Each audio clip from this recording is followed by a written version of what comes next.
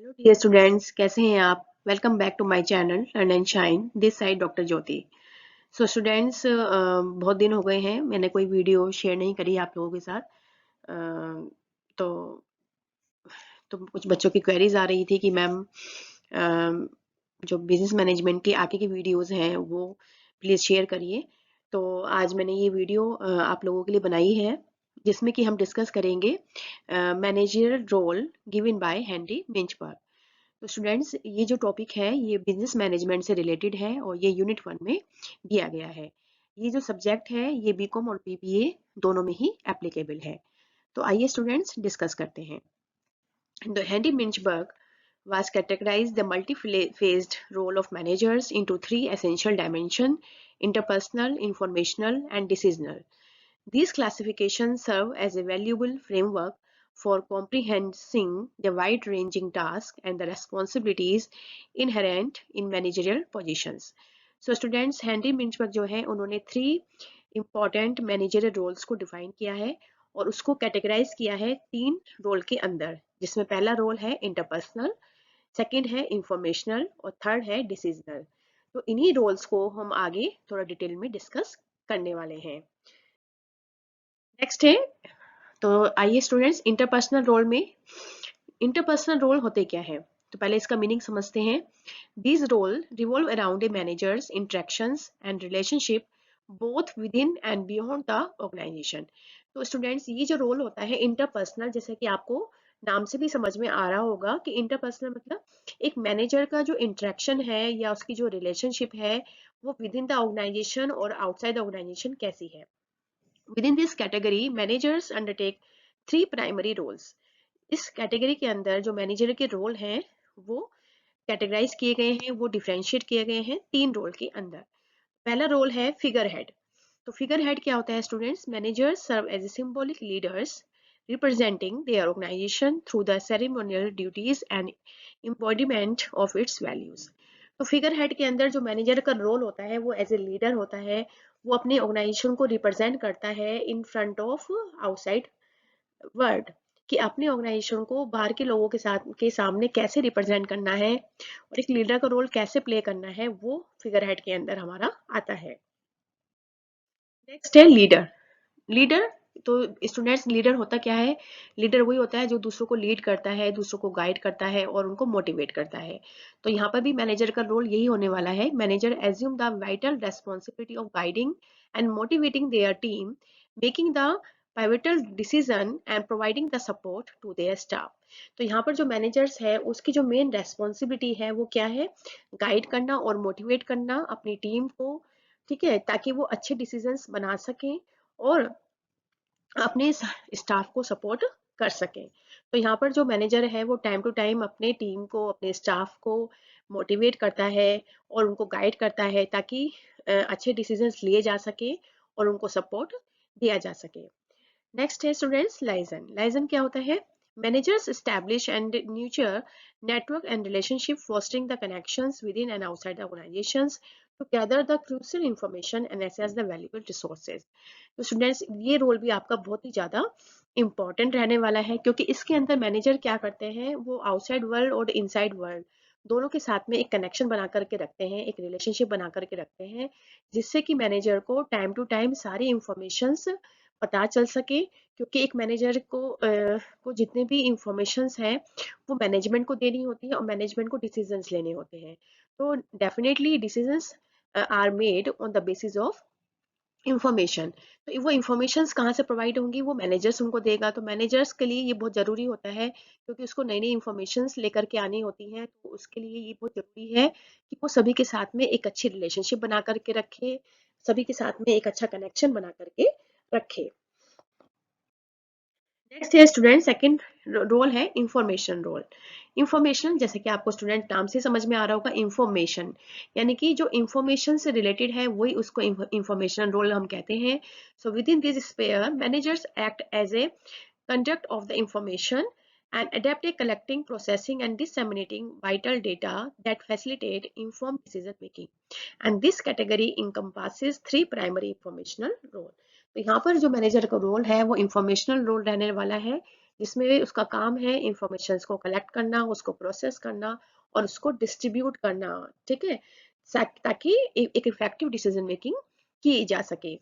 तो यहाँ पर इस इंफॉर्मेशन रोल को हम 3 पार्ट में डिवाइड कर सकते हैं। पहला है मॉनिटर। तो स्टूडेंट्स, मॉनिटर का काम क्या होता है? मॉनिटर का काम होता है लुक आफ्टर करना, यानी कि कोई चीज हो रही है तो वो उसको देखना कि वो क्या सही तरीके से की जा रही है या नहीं की जा रही है। Managers diligently observe their environment, staying attuned to internal and external development that may impact their organizations.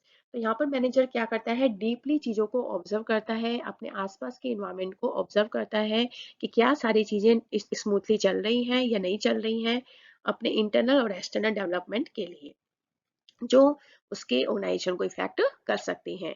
तो यहाँ पर मैनेजर का रोल मॉनिटर करने वाला होने वाला है। डिसेमिनेटर। डिसेमिनेटर का वर्ड्स मीनिंग होता है स्टूडेंट्स डिस्ट्रीब्यूट करना, यानी कि मैनेजर क्या करते हैं, अभी मैंने आपको बताया था कि मैनेजर्स क्या करते हैं, सभी के साथ में एक अच्छा कनेक्शन बना करके रखते हैं ताकि उनको इनसे इंफॉर्मेशन मिल सके। अब इंफॉर्मेशन को कलेक्ट करने के बाद केवल मैनेजर को उसको अपने पास नहीं रखना होता है, बल्कि उसको उस इंफॉर्मेशन को सभी को प्रोवाइड करना होता है, जो भी ऑर्गेनाइजेशन के अंदर काम कर रहे होते हैं। अगर वो उस इंफॉर्मेशन को अपने पास रखेगा तो उसका तो कोई यूज नहीं है ना। तो उस इंफॉर्मेशन, जो उसके पास इंफॉर्मेशन आई है, जो उसने इंफॉर्मेशन कलेक्ट करी है, वो क्या करेगा, अपने विद इन द ऑर्गेनाइजेशन और आउटसाइड द ऑर्गेनाइजेशन उसको डिसेमिनेट करेगा। डिसेमिनेट मतलब उसको डिस्ट्रीब्यूट करेगा। So managers spare the important information within their team and other stakeholders, ensuring that everyone possess the external knowledge required for their roles। ठीक है, तो managers क्या करता है, यहाँ पे इंफॉर्मेशन प्रोवाइड करता है अपनी टीम को, स्टेक होल्डर्स को, ensuring that everyone possess the essential knowledge required for their roles, ताकि सभी को एक हेल्दी इंफॉर्मेशन, एक हेल्दी नॉलेज मिल सके जो कि उनके रोल के लिए बहुत ज्यादा जरूरी है। नेक्स्ट है student spokes person. Spokes person मतलब, स्पोक्स मतलब कम्युनिकेशन करना, यानी कि जो बातचीत करता रहे। तो यहाँ पर मैनेजर का रोल एक स्पोक्स पर्सन का होने वाला है। It represents their organization by communicating its goals, policies, actions to external parties such as the media, government entities and the public। तो यहाँ पर मैनेजर क्या करता है, मैंने अभी आपको बताया कि गवर्नमेंट जो मैनेजर होता है वो आउटसाइड वर्ल्ड के सामने अपनी ऑर्गेनाइजेशन को रिप्रेजेंट करता है। तो बिना, अगर वो एक अच्छा स्पोक्स पर्सन नहीं है तो वो अपनी ऑर्गेनाइजेशन को रिप्रेजेंट नहीं कर सकता है। तो यहाँ पर ये बहुत जरूरी हो जाता है स्टूडेंट्स कि एक मैनेजर को एक अच्छा स्पोक्स पर्सन भी होना चाहिए, तभी वो आउटसाइड पार्टीज, चाहे वो गवर्नमेंट है, चाहे वो मीडिया है, चाहे वो पब्लिक है, तभी वो उन लोगों के सामने अपनी ऑर्गेनाइजेशन को अच्छा रिप्रेजेंट कर सकता है। And this is the last role, this is which is known as a decisional role. Decisional role मतलब जो कि डिसीजन से लिया गया है। तो केवल एक मैनेजर का काम केवल यही नहीं है कि इंटरपर्सनल रोल करना या इंफॉर्मेशनल रोल करना, बल्कि एक डिसीजन लेने का भी रोल मैनेजर का ही होता है। In this domain managers engage in the critical process of making the choices and resolving the issues within the organization. So अब यहाँ पर मैनेजर क्या करने वाला है, एक क्रिटिकल प्रोसेस में इंडल्ज होने वाला है, इंगेज होने वाला है, जहाँ पर उसको चॉइसेस करनी है और जो इश्यूज हैं, जो प्रॉब्लम्स हैं, उनको रिजॉल्व करना है जो कि ऑर्गेनाइजेशन के अंदर हो रही हैं। तो यहाँ पर डिसीजन रोल को हम कुछ पार्ट्स में डिवाइड कर सकते हैं। पहला रोल है इसमें एंटरप्रेन्योर। स्टूडेंट्स, तो एंटरप्रेन्योर क्या होता है? Who is the entrepreneur? Who bear the risk, ठीक है, and who invest its capital. तो मैनेजर एक एंटरप्रेन्योर का रोल भी प्ले करता है। It identify the opportunities and champion innovative projects और improvement within their organization. तो स्टूडेंट्स, आपने पढ़ा होगा ना, एक अपॉर्चुनिटीज होती है, इन्वायरमेंटल स्कैनिंग प्रोसेस होती है। हर ऑर्गेनाइजेशन के पास में कुछ अपॉर्चुनिटीज होती हैं, कुछ थ्रेट्स होती है, और उसकी कुछ स्ट्रेंथ होती है और उसकी कुछ वीकनेस होती है। तो यहाँ पर मैनेजर्स क्या करता है, कुछ अच्छी अपॉर्चुनिटीज होती हैं बिजनेस के लिए, उनको आइडेंटिफाई करता है, उनको लेकर के आता है और अपने कंपनी के पैसे को कुछ इनोवेटिव प्रोजेक्ट्स में लगवाता है, सो दैट कंपनी की ग्रोथ हो सके, कंपनी आगे बढ़ सके। नेक्स्ट रोल है disturbance handler. When the conflicts or a crisis emerge, managers adeptly address them to maintain the organizational stability and harmony. तो स्टूडेंट्स आपने कभी मैनी टाइम सुना होगा कि फैक्ट्रीज के अंदर स्ट्राइक हो गई है, लॉकआउट हो गए हैं, तो वो क्या होता है कि एक जो लेबर होती है वो अपनी डिमांड्स को फुलफिल करवाने की कोशिश करती है और मैनेजमेंट अपने फायदे के लिए सोचता है ना. तो हर कोई अपने फायदे की बात कर रहा है, मैनेजमेंट अपने फायदे के लिए सोच रही है और जो एम्प्लॉयज हैं, जो स्टाफ है, वो अपने फायदे के लिए सोच रहा है. तो जब लोग अपने अपने बारे में सोचते हैं तो वहां पर एक कॉन्फ्लिक्ट अराइज हो जाता है. ठीक है. तो उनकी जब डिमांड होती है लेबर की, तो अगर वो डिमांड पूरी नहीं होती है तो वो स्ट्राइक पे चले जाते हैं.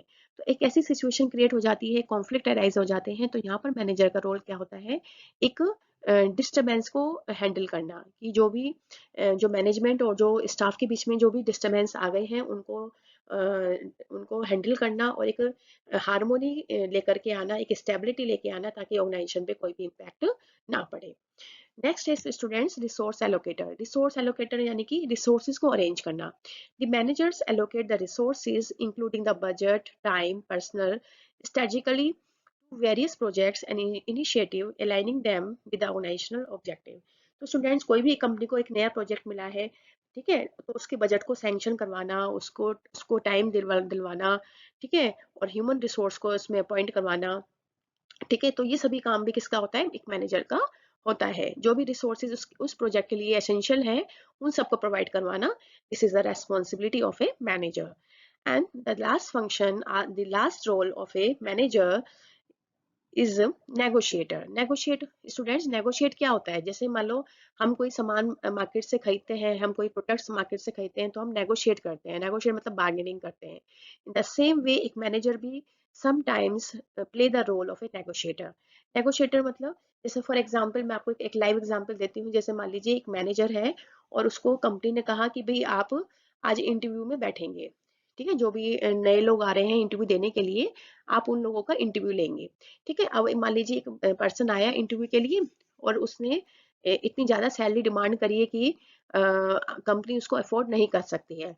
तो उस केस में मैनेजर क्या करेगा, मैनेजर उसको नेगोशिएट करेगा. नेगोशिएट मतलब, for example if he demanding 50,000 in a month, तो यहाँ पर मैनेजर क्या करेगा, उसको नेगोशिएट करने की कोशिश करेगा ताकि कंपनी को फायदा हो.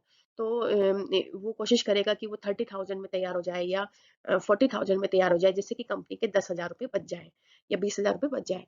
ठीक है. तो यहाँ पर इस तरह का रोल भी मैनेजर क्या करता है, समटाइम्स प्ले करता है. तो manager skill fully navigate the negotiations whether internally with employees or departments or externally with other organizations or the stakeholders to secure the agreements and resolve conflict. तो यहाँ पर जो मैनेजर है वो इस तरह का रोल भी कभी कभार प्ले करता है एज ए नेगोशिएटर. तो स्टूडेंट्स, आई होप आपको सारे पॉइंट्स अच्छे से समझ में आ गए होंगे, चाहे वो इंटरपर्सनल रोल हो, चाहे वो इंफॉर्मेशनल रोल हो, चाहे वो डिसीजन रोल हो. And students, one more thing, this roles are quite important for the exam point of view. ये क्वेश्चन हर साल एग्जाम में रिपीट होता है, तो इस क्वेश्चन को आप अच्छे से पढ़ लीजिएगा. ठीक है. तो स्टूडेंट्स, आई होप आपको अच्छे से पॉइंट्स समझ में आ गए होंगे. तो मेरी एक रिक्वेस्ट है स्टूडेंट्स, अगर आपको सारे पॉइंट्स अच्छे से समझ में आ गए हैं, please like and subscribe my channel, so that मैं आप लोगों के लिए ऐसी नई नई वीडियो लेकर के आ सकूं और आप लोगों को मोटिवेट कर सकूं.